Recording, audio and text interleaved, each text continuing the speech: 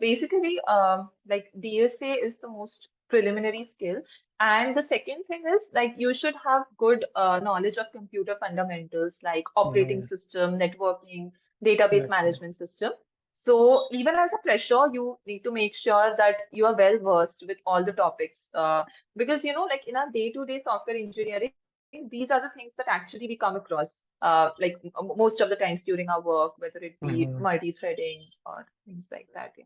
So, like I would suggest anyone like who is actually going through the same interview preparation phase to actually try to document your thought process while solving a new question and just go through that like multiple times after Yeah, certain time frames. Then that would really help with the pattern building process. So I I made al sure that I study about the concepts properly because like jumping into questions directly, like it never really worked for me. Like I'm a yeah. person who would, would like to read a lot about everything that I'm working on and then start with it. Otherwise, like I couldn't really get hang of the question. So I made Mm, sure that I read everything at first from a book, and having the book actually it really helped me as well because it gave me a proper direction. Okay, so like this is the linked list topic, and these are the concepts that we need to cover, and these are the important questions that we would need to do. So it was like whenever I encountered a question in that book, I would search it on like Geeks for Geeks or Interview Bit as well and solve it there as well. So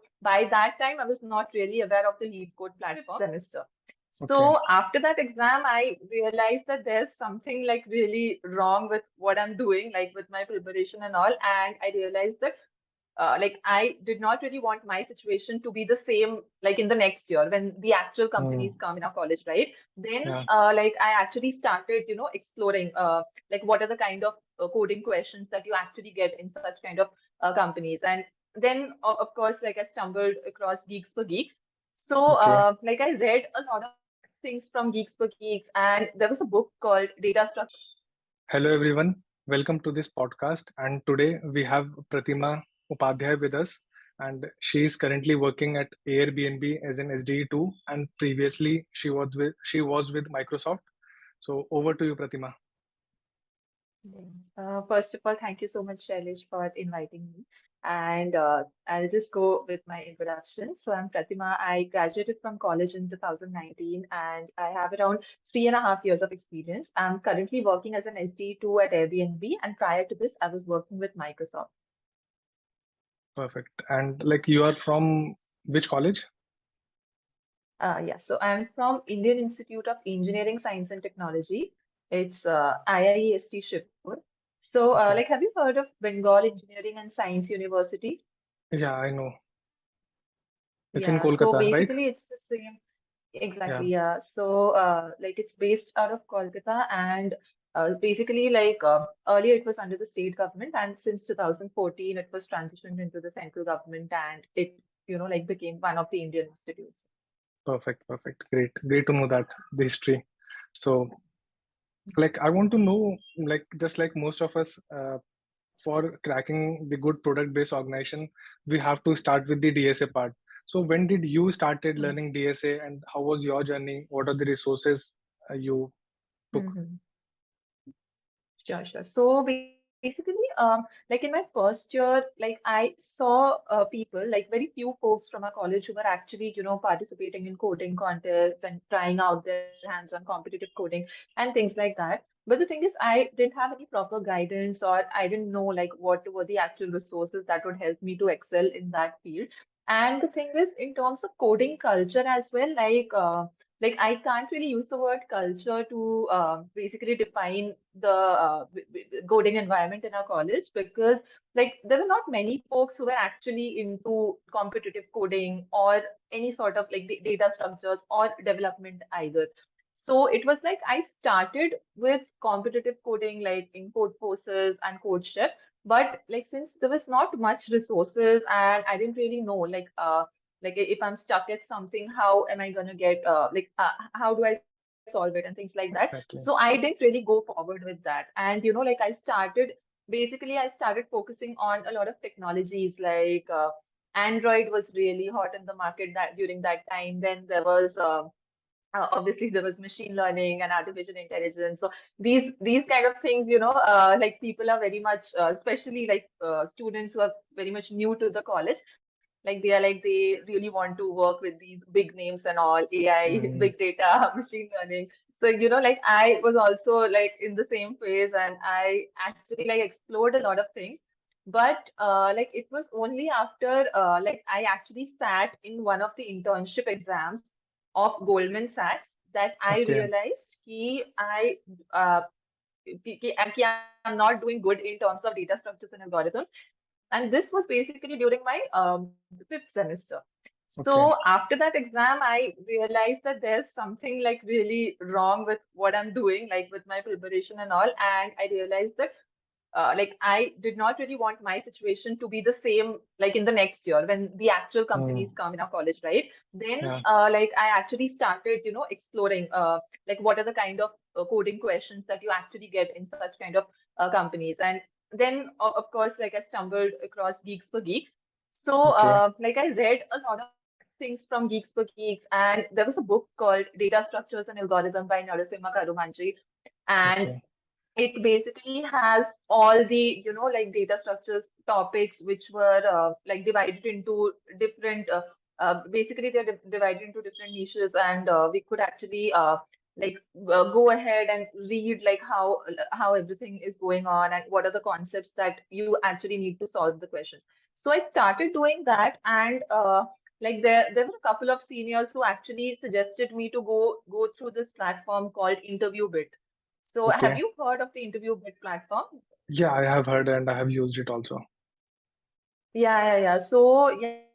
So basically that was the time like I found out about that platform. And one good thing about that was that it had a very limited set of questions. So in Mm, Geeks for Geeks, obviously like the information was there, the questions were there.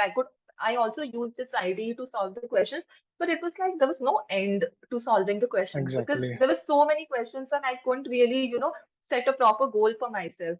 Like how many Mm, questions am I supposed to do? It's like I'll just mm. keep on blindly solving those. So, interview bit basically gave me, like a proper structure. Like it Okay. actually, basically, I could, form a goal. Ki, okay, every day I would solve at least two questions from interview bit, and Uh, like I can actually, decide that this is the topic that I would be studying for this week, and I'll solve every question of this topic in this week and continue solving that. And another thing was that interview bit had this very good feature of like having your own streak, and your points would get accumulated according to that. So perfect. this like making my own streak was, like it was very motivating, and I Yeah. kind of made sure that whatever the situation might be, I would not really let my streak break. So it was like around like I had a streak of around 60 to 65 days. And I mean it helped in the habit building process a So lot. you telling And like like that's for when I constantly 2 years you have like for 600 days you're talking no. So basically I had a streak for 65 days, and I actually 65 days. started Okay. practicing. Yeah, I actually started practicing, like from my from the end of my fifth semester. Okay. So it's like our placements, they actually began like in the beginning of the seventh semester. So Mm-hmm. I would say I had around 6 to 7 months in hand Mm-hmm. before, I was a complete novice And and I had you no are idea that what like kind of you are questions from were CS asking. background or non-CS background? Yeah, I was from IT background, yeah, IT background. Okay. information technology. So So yeah, it's the same before thing. Yeah. perfect. And before Hmm. solving any questions, did you like look out for resources, like understanding, let's say, if you are solving linked list. So before that, like, did Hmm. you like refer any resources or directly jump into questions?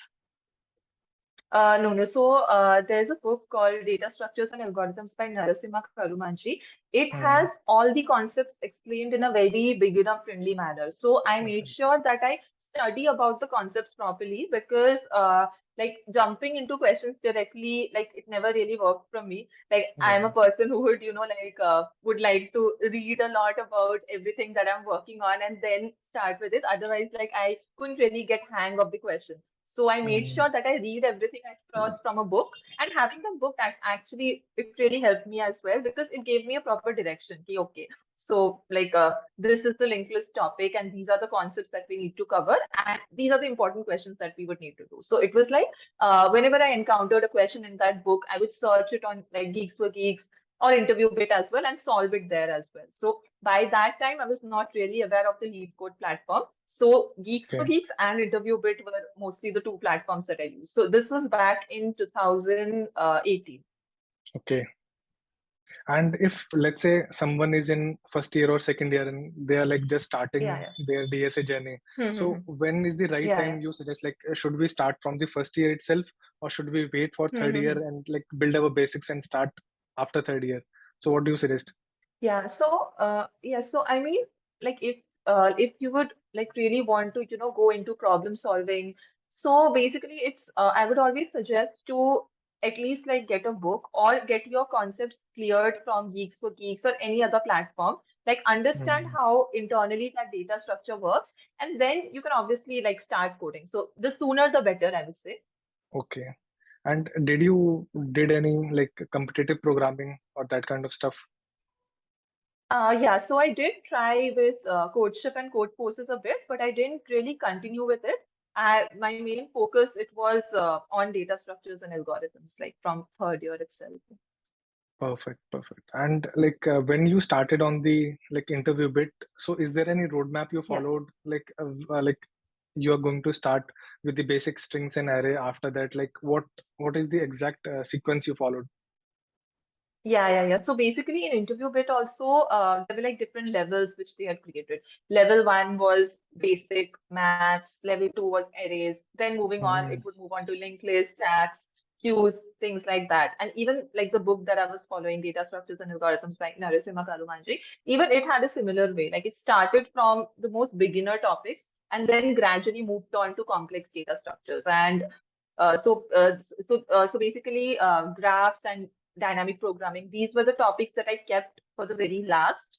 So one thing that I think I could have done differently was that I could have started with these two topics, graphs and DP, before. Like basically I shouldn't have waited till the end because the thing is, like for topics like DPs, for dynamic programming, you need to like have a good amount of logic building.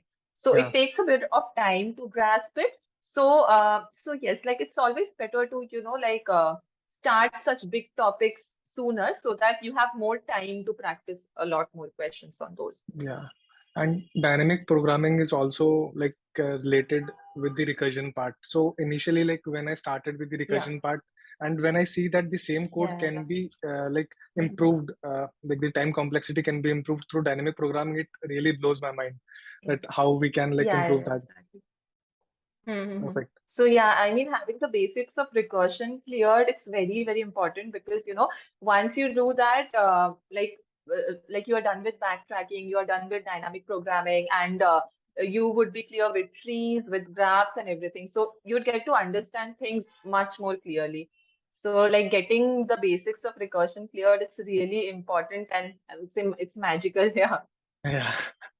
So let's say you have got into a good organization, Microsoft, and after that, when like Mhm. after some time, when you have like started applying to other like for a switch for your Mhm. first switch, Yeah. so did you revise? Like how did you revise and like what was the plan Mhm. for the first switch? Yeah. So in that case, yeah. So basically, in my second phase of interview preparation, like there were a couple of mistakes that I did during my first phase. So I made sure that I'm not going to repeat the same. So the thing was, I started with dynamic programming and graphs because the thing is, like mostly like for experienced folks, like graph is a really important topic, and most of the companies they actually like test you on the basis of these advanced topics like graphs and DP. Like that's what I had experienced from the number of interviews that I gave. And for college level freshers, it's always like they might test you with graphs or DP, but not much. It would be like they would focus mostly on the phase one, which is arrays, stacks, queues, linked lists, things like trees, Yeah, topics like that. So, like I started, first of all, like there was a huge like number of months like I hadn't prepared anything. Like I had not been solving lead code or anything. So like it took me a while to actually come back into the same mindset and all. So like I started solving questions on interview bit and lead code this time. So it was like I started with dynamic programming, recursion, and graphs. And I made sure that I spent a good amount of time on these topics, like around two months on these topics. And post that, it was like I already did solve a lot of questions on on the small topics like arrays, Yeah. linked lists, tags queues. So I made sure that every question that I had attempted previously, I just take a look at those and I just get a hang of the pattern that I was using to solve the same. And another thing is that this time I made sure that, like I have a document created in which I would Okay. be basically documenting the question, the solution, and my thought process while solving the question.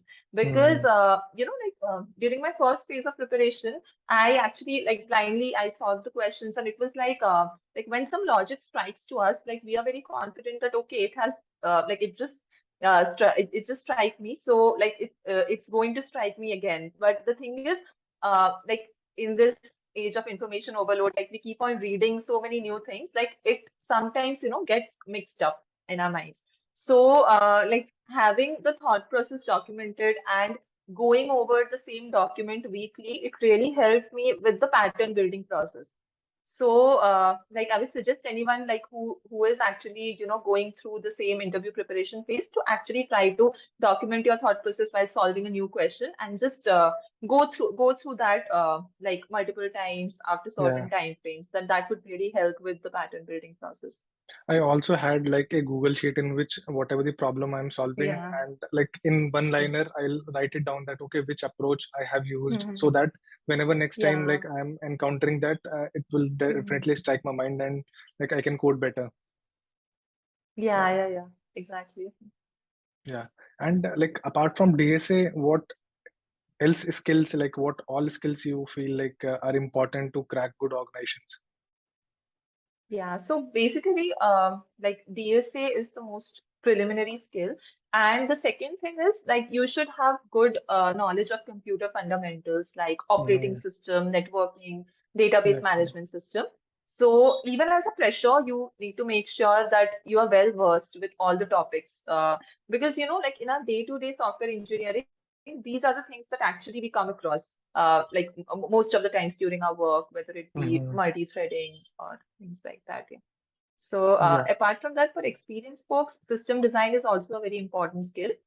Hmm. So yes, like knowing the basics, like knowing the basics of system designs and understanding how all the fundamentals they are working together in a system, like that's really important. Yeah, and those of you who are watching this video, like Pratima is coming up with her system design like whole course, so you can like I link that down in the description box and you can check it out.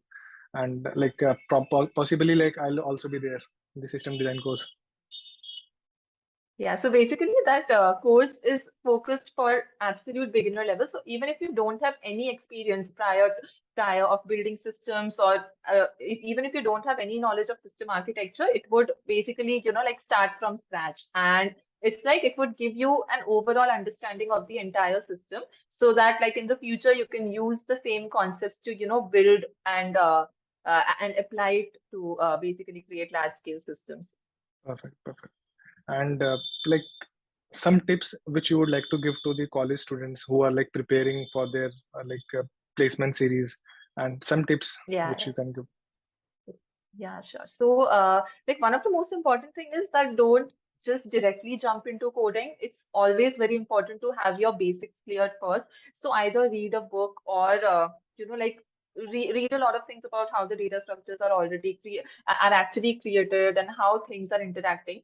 And post that, obviously, uh, like these days, like there are a lot of YouTube videos and there's a lot of content which is available on YouTube, but the thing is, like, people should not really focus on some, like a fixed set of questions, like an SD sheet or Uh, things like that. Like, those things are really good for revising. But at first, it's really good to explore on your own, because that's when you, like, build the basically like get yourself acquainted with the pattern building process. So like I would suggest them to actually, go on Lead Code and solve some questions on a topic that you newly learned, and then just explore and see the similar questions that are there, solve the new questions, and see how the questions that you have solved, they are interconnected to each other. If the solution of one question leads to the solution of another. So obviously, like the LCA sheets and everything, they give a proper structure to your preparation. But at first, like since these days people actually have a lot of awareness and they start coding from the very beginning, it's always good to keep the LCA sheets as a revision material and Exactly. make sure that you revise everything properly before going into an interview and you don't Yeah. forget anything. Yeah. Like those students uh, who are in fourth year or who haven't done anything are the Yeah. one who actually panics and Hmm. looks for shortcut. And whatever I have seen Yeah. is that like Yeah. there is no shortcut of learning programming or possibly improving your Hmm. programming skills, because Hmm. this is something which Yeah. will Exactly. take time, and you cannot cram it up Hmm. just before one night and give it. So Yeah. Exactly. yeah. And And even like the basically exploring everything on your own makes the entire process more enjoyable. Like it would not be exactly. dreadful at all. Yeah. And apart from these coding skills, are there any soft skills Mhm. did you work on your communication or these kind of skills in college? Yeah, so basically, like I personally had been participating on a lot of like debate and declamation competitions right from school. But yes, I mean it's always good to like go to some networking events which are happening like at college level. Basically like some gatherings and everything, and of course working on your communication will help you a lot.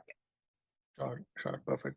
And like those who are currently working and looking out for a switch, so any suggestions for Mhm. them who are experienced Yeah, folks? so basically.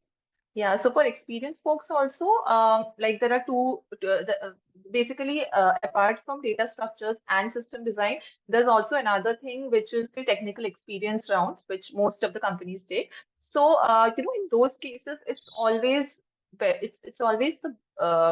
the best option to showcase like the best project that you have worked on. So, Yeah, so basically like preparing for it beforehand and having knowledge of each and every decision of what decision you took and why you took that, what was the trade-off between these two decisions, and like how is that helping you scale your system better and things like that. Like basically they should have an overall idea of like what were all the things that were being taken care of on a yeah, high level and a low level, so that like they're able to like explain it properly to the interviewer. Because most of the cases I've seen that people don't really prepare about it because it's like they have been working on it for a long time. So it's like they don't have to take this extra step. But I think staying prepared on it and basically thinking about all the corner cases of even of the things that you didn't do, how you could make it better. I think that's a really good thing that something can work on. perfect. Thank, thank you, Pratima. Like that was really insightful, and I got to learn so many things. And possibly, I'm going to enroll in that system design thing, and let's see how things goes from there. Mhm. And thank you for coming here and sharing your experience. I'm sure all the viewers will be benefit from this podcast. Thanks a lot, Shailesh.